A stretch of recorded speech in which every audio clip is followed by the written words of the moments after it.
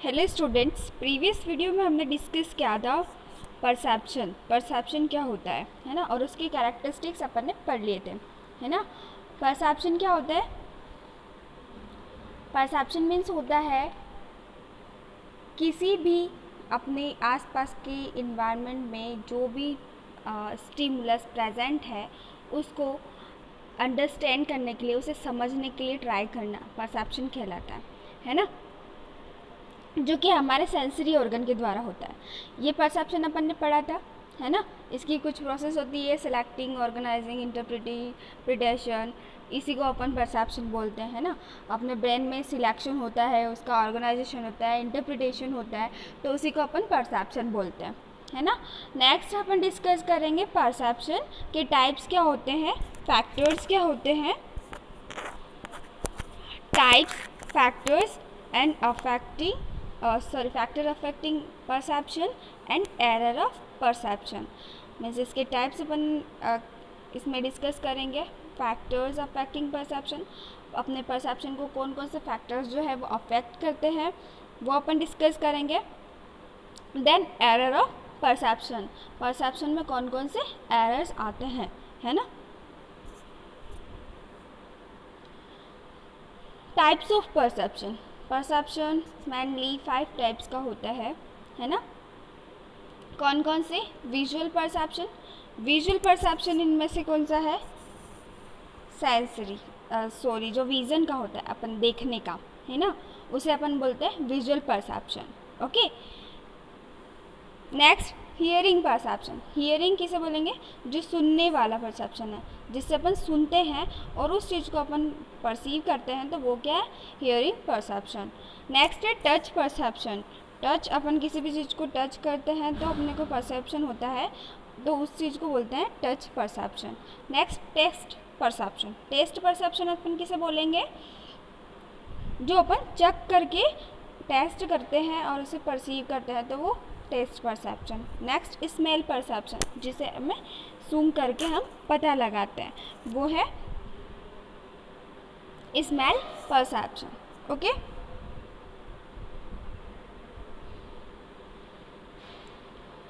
Visual perception क्या होता है? Visual perception means in many way vision is the primary human sense, मतलब बहुत सारे वे में जो विज़न होता है ह्यूमन सेंस में, वो प्राइमरी ह्यूमन सेंस है ना। विजन, देखने का जो परसेप्शन है, जो देखने अपन किसी भी ऑब्जेक्ट को देखते हैं तभी ना अपन उसको परसीव कर पाते हैं, है ना।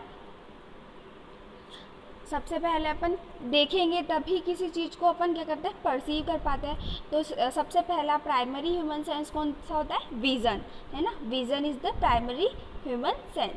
Light is taken in through each eye, मतलब कि लाइट जो है वो आई के थ्रू क्या की जाती है? ली जाती है। And focused in way which shot it on the retina, और फिर वो फोकस की जाती है रेटिना पर, आई की रेटिना पर, according to direction of origin, और जिस डायरेक्शन में जिस डायरेक्शन से जो लाइट ऑरिजिन हो रही है ना, उसी डायरेक्शन से क्या होता है? वो लाइट अपने आइज़ में आती है, आइज़ उसे लेती है और उसका फोकस डायरेक्ट रेटिना पर होता है, ठीक है। रेटिना पर फिर इमेज बनता है और उसके बाद जो सेंसरी वहाँ पर न्यूरॉन होते हैं वो ब्रेन तक इंफॉर्मेशन लेकर के जाते हैं, है ना। जो रेटिना होता है वो क्या होता है? इसमें नीचे लाइन में दे रखा है। रेटिना क्या होता है? A dense surface of photo sensitive cell, retina जो होती है ना, यहाँ पर dense photo sensitive cell present होती है और ये डेंस सरफेस होती है।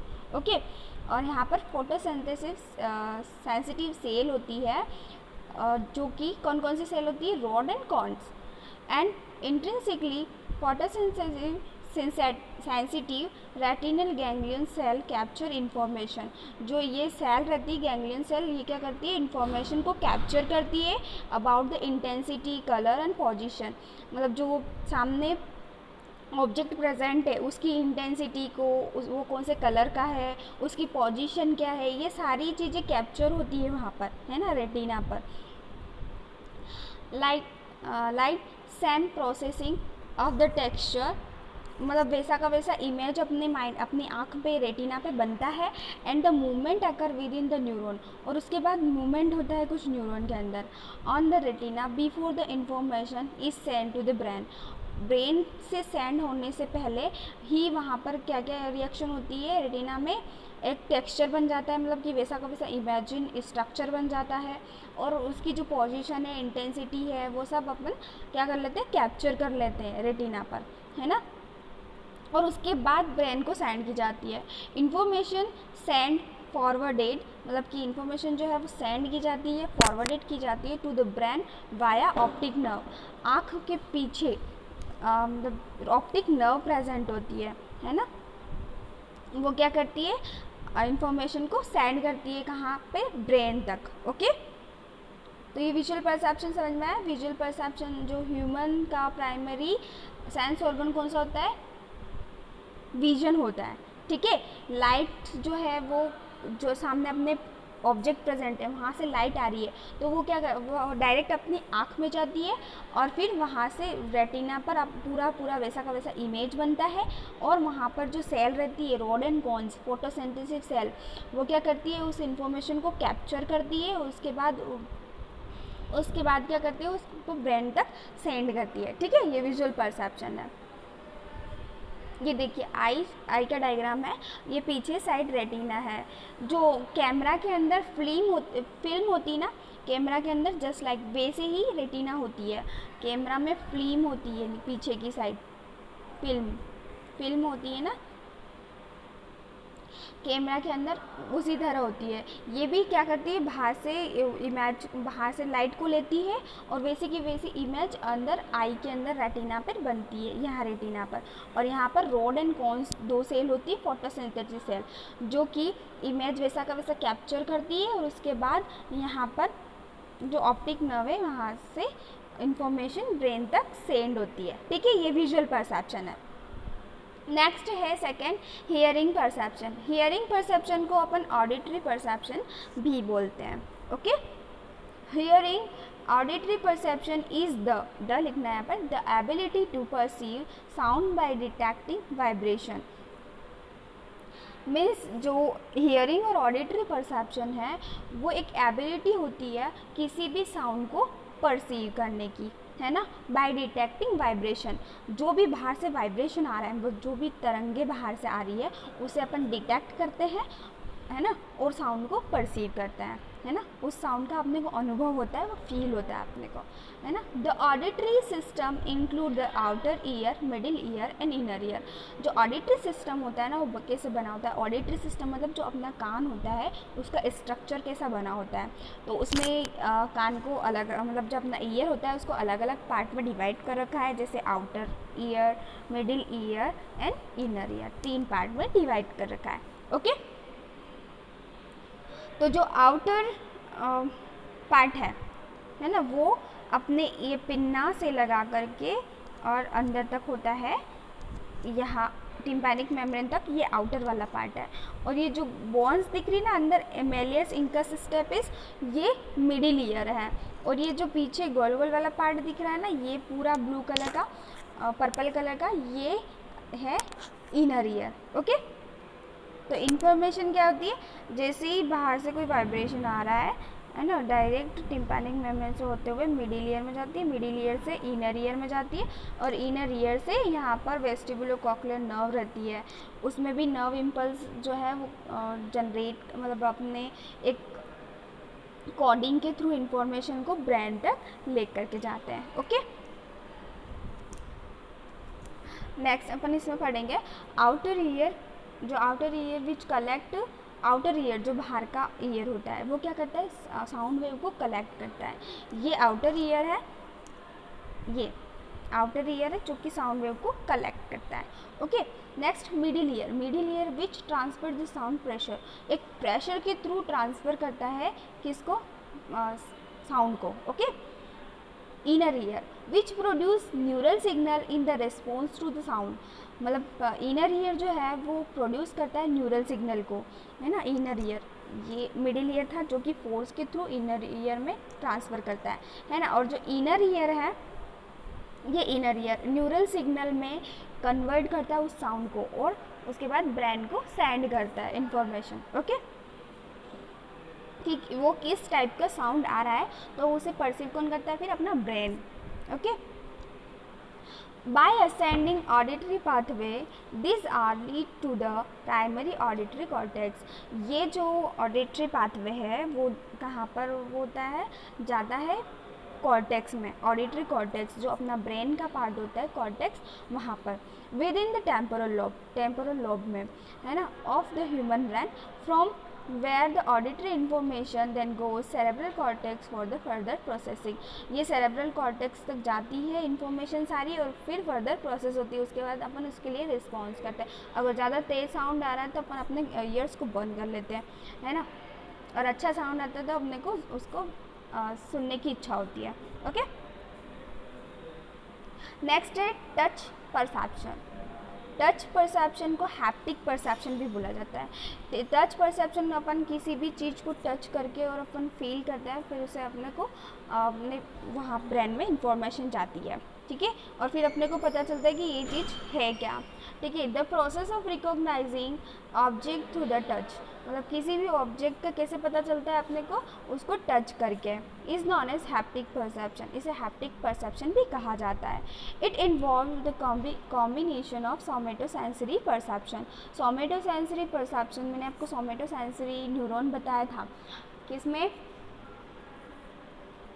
जो बायोलॉजी ऑफ बिहेवियर है उसमें अपन ने नर्वस सिस्टम पढ़ा था। नर्वस सिस्टम में सोमेटोसेंसरी परसेप्शन, सोमेटोसेंसरी नर्व बताई थी, है ना, जो कि पेन का और इनका सेंसेशन ले जाने का काम करती है, जो कि स्किन पर जुड़ी होती है। स्किन जो किनारे स्किन के टेक्सचर होता है या एज होती है वहाँ पर जुड़ी होती है, ठीक है। तो अपन क्या पढ़ रहे थे, it involve the combination of somatosensory perception of pattern on the skin surface. जो सोमेटोसेंसरी परसेप्शन होता है ना, वो भी स्किन सरफेस पर प्रेजेंट होता है ना, किसके साथ, हैप्टिक परसेप्शन के साथ, है ना। जो टच परसेप्शन और सोमेटोसेंसरी दोनों साथ में प्रेजेंट होते हैं।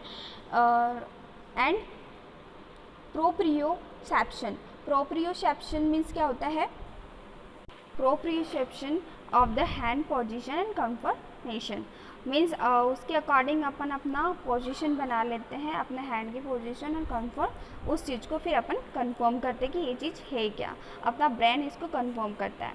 ओके, प्रोप्रियोसेप्शन मतलब क्या होता है, perception and awareness of position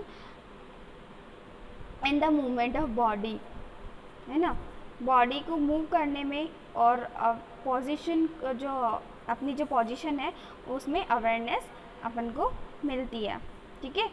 तो वो प्रोप्रियोसेप्शन है, ठीक है। Next, people can rapidly accurately identify 3 dimensional object. मतलब पीपल जो है एक्यूरेटली और रैपिडली किसी भी 3 डायमेंशनल ऑब्जेक्ट को अगर बताया जाए तो वो एकदम से उसे आइडेंटिफाई कर देता है थ्रू द टच, है ना। अगर आपको हार्ट का डायग्राम बताया जाए, मतलब एक सामने आपको पूरा ऐसा रख दिया जाए एक हार्ट का, जैसे आपको अगर हार्ट का डेमो अगर स्ट्रक्चर आपके सामने रख दिया जाए तो आप वो 3 डायमेंशनल है, तो आप इसको कैसे परसीव करोगे, टच करके। ओके, तो टच करके आपको पता चलेगा कि यहाँ पर आर्टरी है, इधर पीछे कितने लोब है, 2 लोब है या 3 लोब है, पीछे की साइड क्या है, तो आप उसको टच करके परसीव करोगे उस ऑब्जेक्ट को, ठीक है। This involve exploratory procedure. ये एक्सप्लोरेटरी प्रोसीजर है बाहर की दुनिया में, मतलब जो अपन सारी चीज़ें परसीव करते हैं तो उसे टच करके परसीव करेंगे, तो जो भी ऑब्जेक्ट है वो एक्सप्लोरेटरी रहेगा, बाहर की साइड ही रहेगा। Such is moving the finger, और उसे अपन फिंगर के मूव के थ्रू जो भी आउटर सरफेस है ना, जिस किसी चीज़ की जो आउटर सरफेस होती है उसे अपन फिंगर को मूव करके और फिर परसीव करते हैं, ठीक है।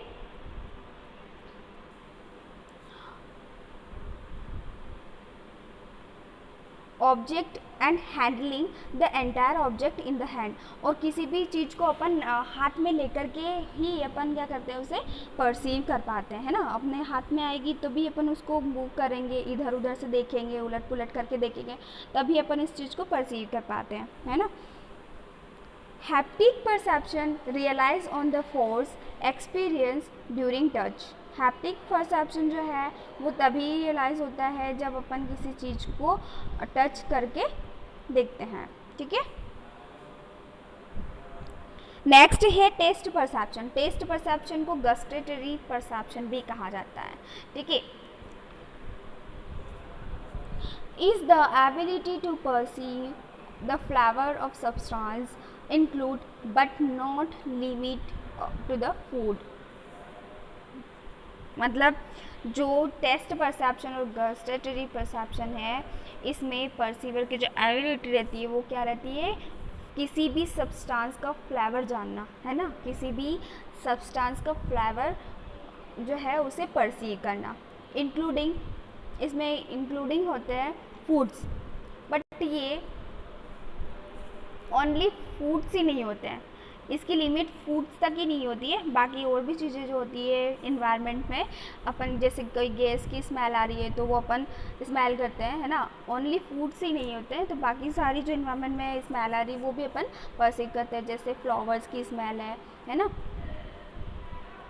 तो उसको भी अपन ऐसे टाइप से और अलग अलग तरीके से टेस्ट करके और परसीव करते हैं। स्मेल का और टेस्ट का भी एक साथ कॉम्बिनेशन है ना। Next, human receive taste through sensory organ contracted on the upper surface of the tongue. जो ह्यूमन टेस्ट को रिसीव करता है ना, किसके थ्रू करता है, सेंस ऑर्गन, जो कि उसकी सेंस ऑर्गन कौन है, टंग, है ना, टेस्ट के लिए। Contracted upper surface of tongue, जो टंग की ऊपर सरफेस रहती है ना वो कॉन्ट्रैक्ट हो जाती है, कोल्ड टेस्ट पब्स, उन्हें टेस्ट पब बोलते हैं, ठीक है। और गस्टेटरी सैली कुलाई भी बोलते हैं उनको, ठीक है। The human tongue has 100 to 150 taste receptor cell. मतलब जो ह्यूमन की टंग होती है उस पर 100 से 150 जो टेस्ट रिसेप्टर सेल प्रेजेंट होती है ना, ऑन ईच ऑफ इट्स रफली 10,000 टेस्ट पब्स, और वहाँ पर जो है 10,000 टेस्ट पब्स जो है वो रफली प्रेजेंट होते हैं, है ना, जस्ट लाइक दैट। ये टंग बता रखी है ना, और ये टेस्ट पब्स बता रखे हैं, ये गोल गोल छोटे छोटे हैं, है ना, इनके अंदर पोर्स होते हैं, बेसल सेल प्रेजेंट होती है, फाइबर्स होते हैं, नर्व्स प्रेजेंट होती है, जो कि क्या करती है,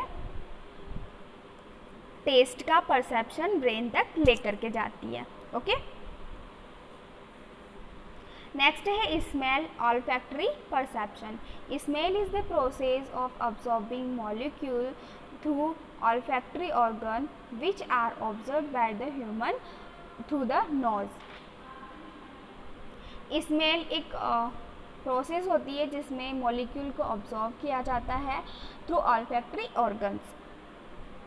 ऑल्फैक्टरी ऑर्गन्स मीन्स जो अपने सूंघने वाले जो ऑर्गन्स होते हैं, मतलब कि नोज, है ना, ऑल्फैक्टरी ऑर्गन्स के थ्रू क्या किया जाता है, मॉलिक्यूल को ऑब्जॉर्व किया जाता है, which are absorb by the human through the nose, जो कि ह्यूमन के द्वारा उनके नोज से क्या किया जाता है, ऑब्जॉर्व किया जाता है। This molecule diffuse through the thick layer of mucus. अपने नोज के अंदर एक म्यूकस मेम्ब्रेन होती है जो कि उस स्मेल को क्या कर देती है, डिफ्यूज़ कर लेती है ना, अपने अंदर ले लेती है। विद इन द 1,000 ऑफ सीलिया, और उस नोज के अंदर बहुत सारे सीलिया प्रेजेंट होते हैं, सेल प्रेजेंट होती है ना, छोटे छोटे सीलियास प्रेजेंट होते हैं जो कि उसे अब्जॉर्व कर लेते हैं स्मेल को, और उसके बाद that are projected from the sensory neuron, और जो कि सेंसरी न्यूरन से प्रोजेक्टेड होते हैं, मतलब कि वहाँ पर सेंसरी जो सीलिया होते हैं ना उनके पास में सेंसरी न्यूरॉन प्रेजेंट होते हैं, है ना, and then absorb into the receptor, और वो रिसेप्टर अब्जॉर्ब होने के बाद रिसेप्टर में कन्वर्ट हो जाते हैं, है ना। It is this process cause human to understand the concept of smell from physical standpoint।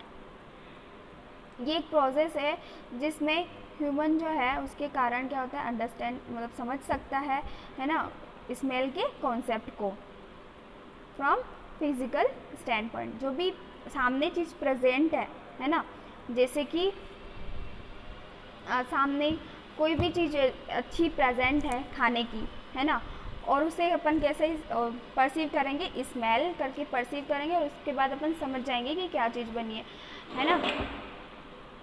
जैसे अपने घर के आसपास कहीं पकौड़ी वगैरह बनी रहती है, तो अपन उसको क्या करते हैं, परसीव करते हैं उस साउंड, मतलब वो पास से स्मेल आ जाती है तो अपने को पता चल जाता है कि क्या बना है ना, तो उससे अपन अंडरस्टैंड कर सकते हैं।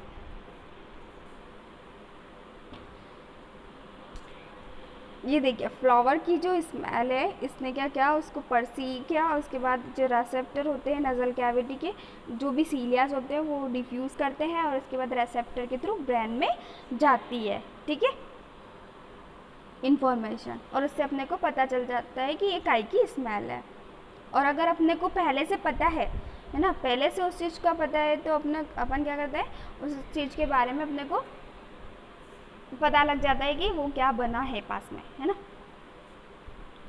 Next, factors affecting perception, following are the group of factors. Factor next अपन पढ़ेंगे, फैक्टर्स अफेक्टिंग परसेप्शन, मतलब अपने परसेप्शन को कौन कौन से ऐसे फैक्टर्स हैं जो उसके लिए अपन परसेप्शन करते हैं, मतलब उसके लिए अपन अनुभव करते हैं, वो कौन कौन से कारक है।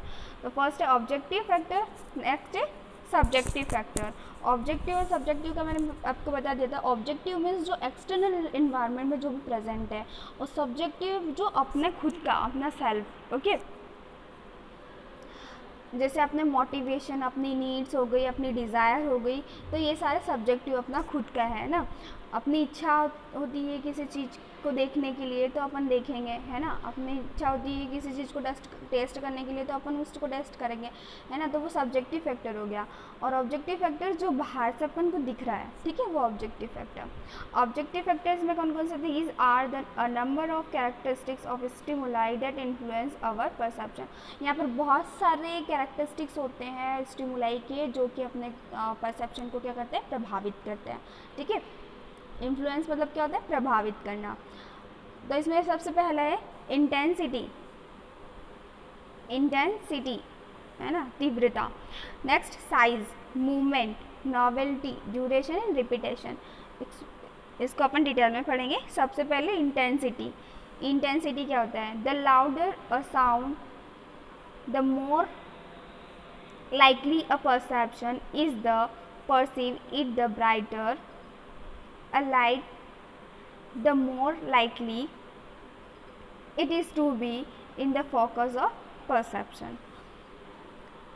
मीन्स कोई लाउडर साउंड आ रहा है, बहुत तेज साउंड आ रहा है ना, तो पर्सन जो है उसको अगर लाइक करता है तो वो उसे सुनेगा, है ना। और अगर उसे डिसलाइक करता है तो वो उसे नहीं सुनेगा, है ना।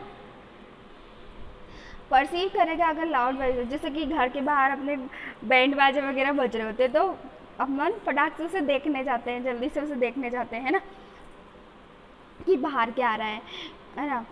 और द ब्राइटर अ लाइट, अगर कोई ब्राइट लाइट आ रही है तो उसे अपन देखते हैं, the more likely is to be see focus of perception. उसी टाइम मतलब कि अगर ब्राइट लाइट आ रही है, चमकदार लाइट आ रही है, बहुत लाउड साउंड बज रहा है, तो हम उस पर फोकस करते हैं, है ना, उसको परसेव करते हैं, है ना।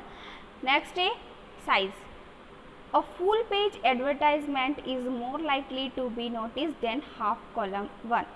अगर छोटे से कॉलम में कोई एडवर्टाइजमेंट कर रखा है, छोटा सा कॉलम में, और उसकी जगह पे एक, उसके पास में एक और बड़ा लगा रखा है, तो ज़्यादा अपना फोकस किस पे रहेगा, बड़े वाले पे, है ना, लार्ज साइज़ वाले पे ज़्यादा फोकस रहता है। तो यही कहने का मतलब है कि जो साइज़ है वो डिपेंड करती है परसेप्शन पे, कि अपन बड़ी चीज़ को अच्छे ज़्यादा कहीं भी अगर कोई कोचिंग क्लासेस खोलता है तो अच्छा बड़ा पोस्टर लगाएगा, तो अच्छे से वो अपन देखेंगे और उसके बाद में उसको परसीव करेंगे, है ना। नेक्स्ट है movement. When things move suddenly in still motionless environment it is quickly perceive. अगर मोशनलेस इन्वायरमेंट में कोई भी चीज़ मूव कर रही है ना, सडनली मूव करती है, अचानक से मूव करती है, तो अपन उस पर एकदम से अपना परसेप्शन उस पर चला जाता है।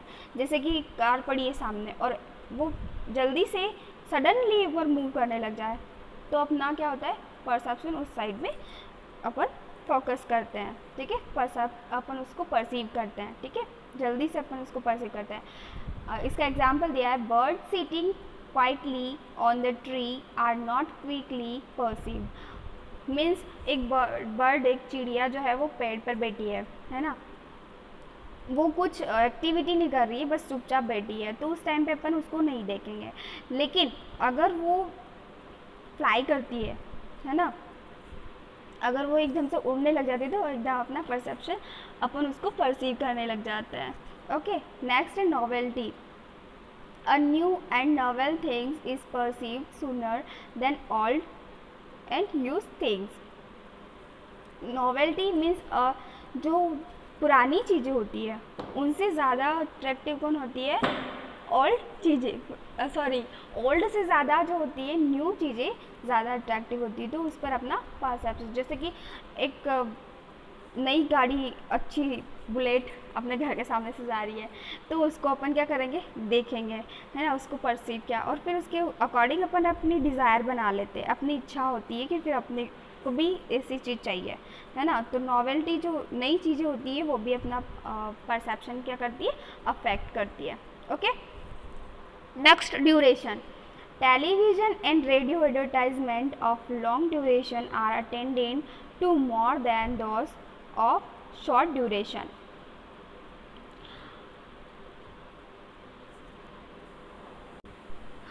मीन्स जो टीवी पर, टेलीविज़न पर या रेडियो में जो एडवर्टाइजमेंट आते हैं वो लॉन्ग ड्यूरेशन के लिए आते हैं, है ना, वो अपन ज़्यादा टाइम तक अटेंड करते हैं, है ना। जो शॉर्ट ड्यूरेशन आते हैं उनको अटेंड नहीं करते हैं ज़्यादा। टेलीविज़न पर या रेडियो पर ज़्यादा एडवर्टाइजमेंट जो लॉन्ग ड्यूरेशन तक आ रहा है उसे अपन परसीव करते हैं लॉन्ग ड्यूरेशन तक। लोग आजकल एडवर्टाइजमेंट को ज़्यादा लॉन्ग ड्यूरेशन से नहीं देखते हैं, ज़्यादा शॉर्ट ड्यूरेशन जो है उन्हीं को अपन देखते हैं, है ना। नेक्स्ट है repetition. Repetition cause us to adapt to the repeated stimuli.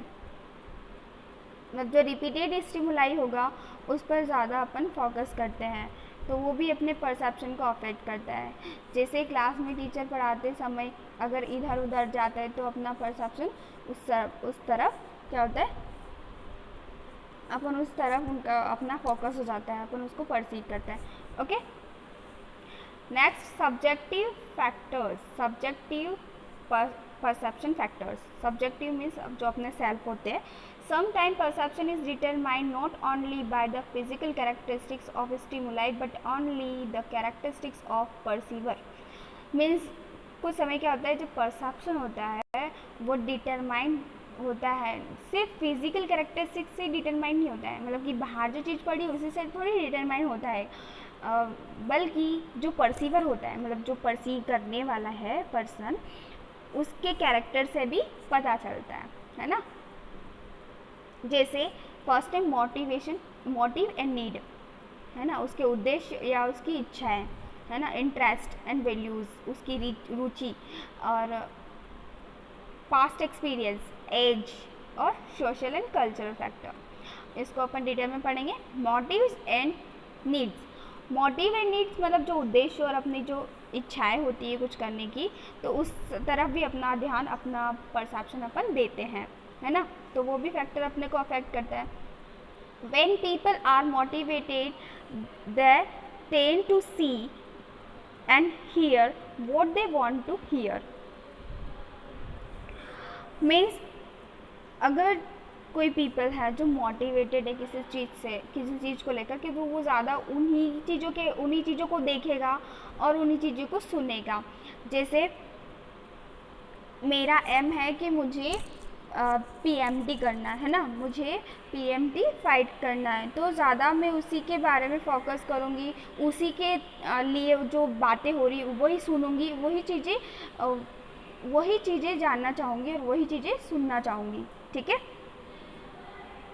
In other word we may be said to perceive the world in way that agree with our motives and match our goal.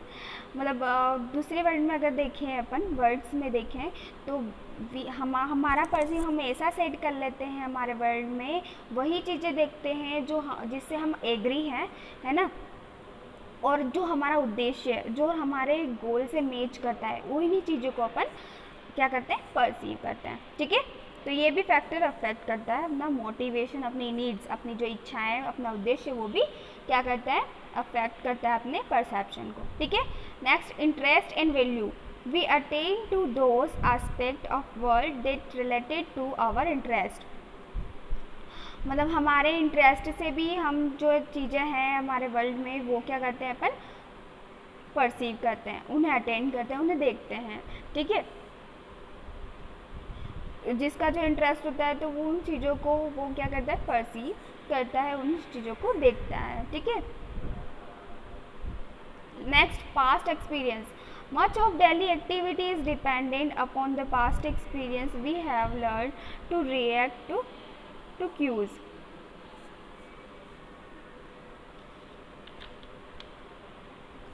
Means जो daily activity होती है वो depend करती है past experience पर, है ना। Daily activity क्या होती है, वो अपने पास्ट एक्सपीरियंस पर डिपेंड करती है, क्योंकि हमें उसका पास्ट एक्सपीरियंस हो चुका है। जैसे कोई नया नया टीचिंग करने के लिए जाता है ना, तो वो फर्स्टली इतना ये नहीं होता है, फर्स्ट डे जो रहता है उस दिन बहुत तकलीफ़ आती है ना, फिर सेकेंड डे, थर्ड डे, तो उसका जो डेली रूटीन है वो बन जाता है कि सुबह उठ करके करना है, क्या काम करना है ना। तो उसके बाद उससे पास्ट एक्सपीरियंस हो जाता है, 2-3 दिन से उसका एक्सपीरियंस बन जाता है कि हमें इस टाइम पे ये करना है, उस टाइम पे ये करना है, तो फिर डेली रूटीन बन जाता है, तो वो उस टाइप से उसको काम को हैंडल कर लेता है। ठीक है, तो फर्स्ट एक्सपीरियंस से ही पता नहीं चलता अपने को, जो अगर पास्ट पहले से अपने को किसी चीज़ का अनुभव है ना, पास्ट एक्सपीरियंस है, तो अपन किसी भी चीज़ को अच्छे से सीख सकते हैं। ठीक है, लर्न कर सकते हैं और उसके ऊपर अपन रिएक्ट करते हैं फिर। And symbol example, see a moving line on the sky, we guess it to be an airplane. मतलब ये पास्ट एक्सपीरियंस का ही एग्जाम्पल दे रखा है। एक मूविंग लाइन, स्काई, आकाश में एक वाइट कलर की, जो अपन स्काई में देखते हैं वाइट कलर की 2 लाइन जा रही होती है, तो अपन उसको फटाक से परसीव कर लेते हैं, जल्दी से परसीव कर लेते हैं कि ये एरोप्लेन की लाइन जा रही है, अपन गेस कर लेते हैं क्योंकि अपने को एक्सपीरियंस है उसका, है ना। तो वो चीज़ें परसेप्शन भी अफेक्ट करता है, सॉरी पास्ट एक्सपीरियंस भी अफेक्ट करता है अपने परसेप्शन को। Okay, next age bring a change in perception as well as a child perceive thing in different way is compared to young perception means age bring change perception as well. A child perceive things in different way as compared to a young perception. मतलब young जो लोग रहते हैं उनका perception अलग होता है, child का परसेप्शन, अगर बच्चे होते हैं, छोटे बच्चे, तो उनका परसेप्शन कम, उनको अनुभव कम होता है, एक्सपीरियंस कम होता है, तो वो बहुत सारी, आपने देखा होगा घर में बच्चे, आसपास भी बच्चे रहते हैं, तो वो ज़्यादा अपने से क्वेश्चन करते हैं क्योंकि उन्हें किसी चीज़ के बारे में पता नहीं रहता है ना। और बड़े जो रहते हैं उनको बहुत सारी चीज़ें पता रहती हैं, उनको बहुत सारा एक्सपीरियंस रहता है ना। तो ज़्यादा एक्सपीरियंस किसको रहता है, ज़्यादा परसेप्शन यंग पीपल को रहता है, और बच्चे जो रहते हैं वो बहुत सारी डिफरेंट थिंग्स को परसीव करने के लिए उन्हें ज़्यादा फोर्स लगाना पड़ता है ना। Next, social and cultural influence. The normal perceptual experience of culture may lead to remember to develop perceptual bias, suggestion and prejudice.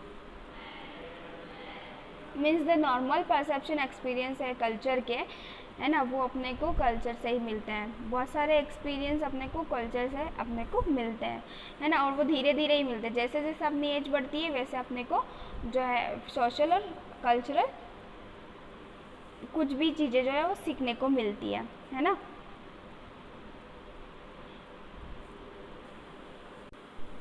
Means जैसे जैसे अपन सोशल और कल्चरल लाइफ से क्या होते हैं, जुड़ते हैं, तो उससे अपने को बहुत सारी चीज़ें याद होती हैं, अपना डेवलपमेंट होता है। परसेप्चुअल बाइस के बारे में अपने को पता लगता है, जैसे सजेशन और प्रीजुडिस है ना। प्रीजुडिस मतलब होता है पूर्व धारणा, जो पहले की जो धारणा बनी होती है वो अपने को पता लगती है। सजेशंस, बाइस, इन सब के बारे में अपने को जो है परसीव होता है। जैसे जैसे अपनी एज बढ़ती है, अपन कल्चर से जुड़ते हैं, अपने सारी चीज़ें अपने को याद होती जाती है, अपना डेवलपमेंट होता है परसेप्चुअल बाइस से रिलेटेड। जैसे सजेशन देना, है ना, प्रेजुडिस, जैसे अपन अपने से कोई छोटा है तो अपन उसको सिखाते हैं कि कैसे आपको फॉलो करना है रूल्स को, किसी के पैर छूना है तो कैसे, आपको मंदिर में जाना है तो धोख लगाना है ना, वहाँ पर भी आपको झुकना है। तो ये सारी चीज़ें अपन क्या करते हैं, सजेशन देते हैं अपने से नीचे, अपने से जो नीचे अपने छोटे भाई बहन रहते हैं उनको अपन बताते हैं, ठीक है। नेक्स्ट है एरर ऑफ परसेप्शन। परसेप्शन के कौन कौन से एरर होते हैं। परसेप्शन के मेनली 4 इसमें बता रखे हैं एरर, लेकिन मेनली 2 ही एरर है जो आपको अच्छे से याद करना है। First, illusion and hallucination. Okay, illusion, hallucination और इल्यूजन 2 मेन है ना। और सिमिलरिटी, कॉन्ट्रास्ट, ये भी ऐसे ही, मतलब आपको लिखना तो है लेकिन आपको ज़्यादा ध्यान फोकस किस पे करना है, इल्यूजन और हेल्यूसिनेशन। इल्यूजन क्या होता है, ये क्या है, एरर ऑफ परसेप्शन है। इल्यूजन में क्या होता है, the illusion is the false perception, here the person will mistake a stimulus and perceive it wrongly. इसमें क्या होता है, जो इल्यूजन में फॉल्स परसेप्शन होता है, गलत परसेप्शन होता है पर्सन को, है ना। यहाँ पर जो पर्सन होता है उसे गलत परसेप्शन होता है, किसी भी चीज़ का गलत अनुभव होता है। विल मिस्टेक और स्टिमुलाई, मतलब जो स्टिमुलाई है ना वो उसको गलत परसीव करेगा by mistake and perceive wrongly. For example, in the dark a rope is mistaken as a snake। Means इस एग्जाम्पल में दिया है in the dark a rope is mistaken as a snake, मतलब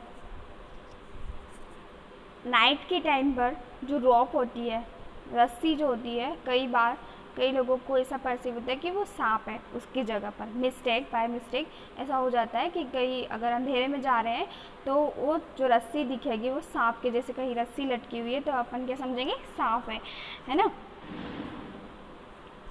जस्ट लाइक दैट। ये illusion है ना, illusion का example है कि जो रॉप है वो स्नैक जैसी दिखती है ना। गलत परसेप्शन होता है, इसमें क्या होता है, रॉन्ग परसेप्शन होता है पर्सन को, है ना। तो ये एरर बनता है, ये एक एरर है परसेप्शन का, जिसमें क्या होता है, रॉन्ग परसीव करता है, जो भी पर्सन रहता है वो किसी स्टिमुलस को रॉन्ग परसीव करता है, तो वो क्या है, इल्यूजन। ओके, जबकि यहाँ पर जो ऑब्जेक्ट है वो प्रेजेंट रहेगा, है ना। इसमें क्या रहता है, ये ध्यान रखना कि ऑब्जेक्ट जो है वो प्रेजेंट रहेगा। जैसे रस्सी जो है वो प्रेजेंट है और वो उसको क्या दिख रही है, सांप दिख रही है, क्यों, क्योंकि वो रॉन्ग परसीव कर रहा है, ठीक है। Next, hallucination. एक और एग्जाम्पल दिया है, the voice of unknown person is mistaken as a friend voice. और अगर अननोन वॉइस कहीं से आ रही है तो अपने को बाय मिस्टेक अपन को कैसा लगेगा, जैसे अपने फ्रेंड की वॉइस आ रही है ना। पर वॉइस तो आ रही है लेकिन वो अपने को गलत परसीव हो रही है ना, रॉन्ग परसीव हो रही है। नेक्स्ट है हेल्यूसिनेशन।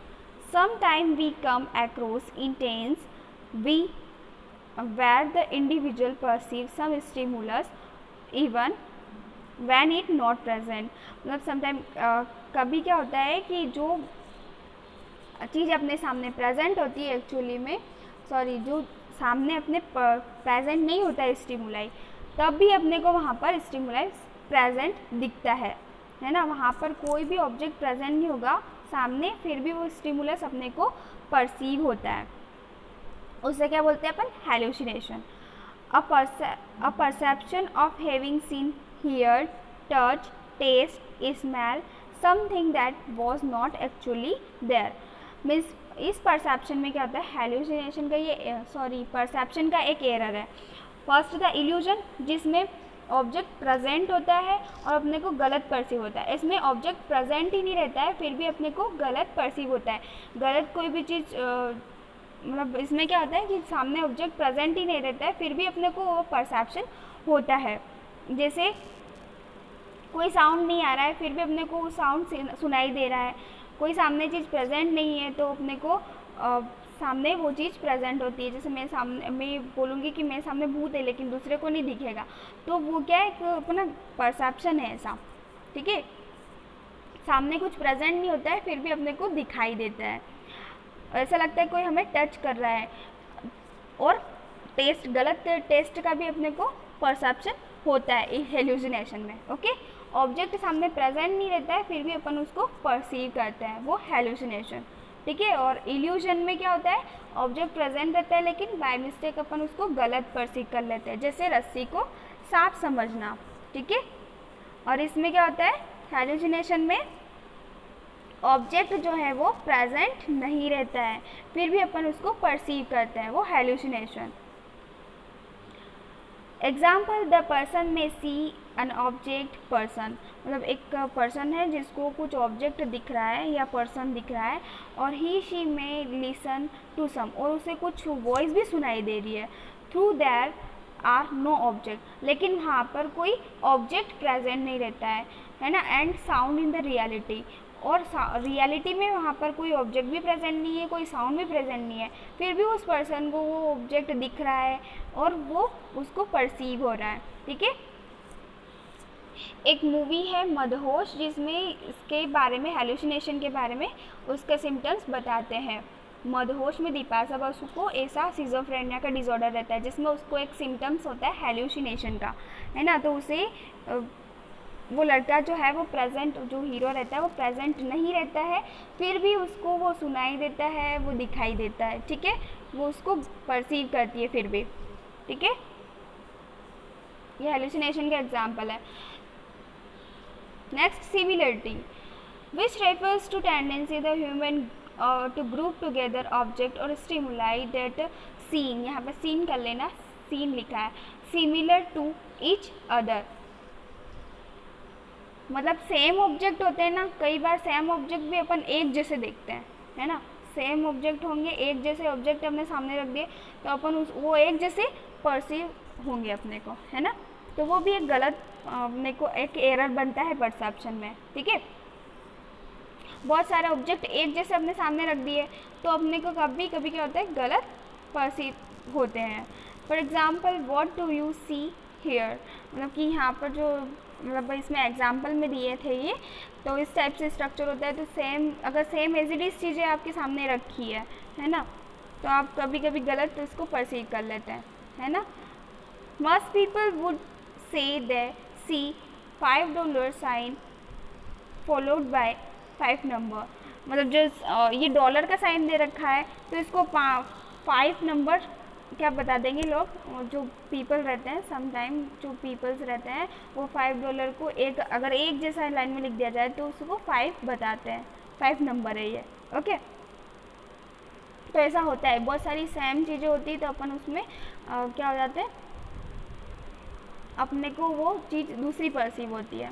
ठीक है, next, contrast, comparison people to other rather than to some absolute standard. Means contrast का मतलब होता है अलग या विपरीत.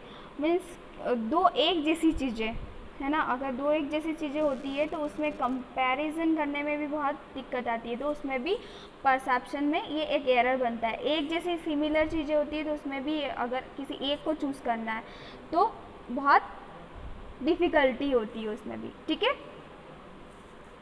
तो ये भी परसेप्शन में एरर बनता है. नेक्स्ट अपन पढ़ेंगे प्रोसेस ऑफ परसेप्शन. परसेप्शन की प्रोसेस क्या होती है अपन नेक्स्ट लेक्चर में इसे डिस्कस करेंगे. ओके, आज हमने पढ़ा types of perception, factor affecting and error of perception. Okay.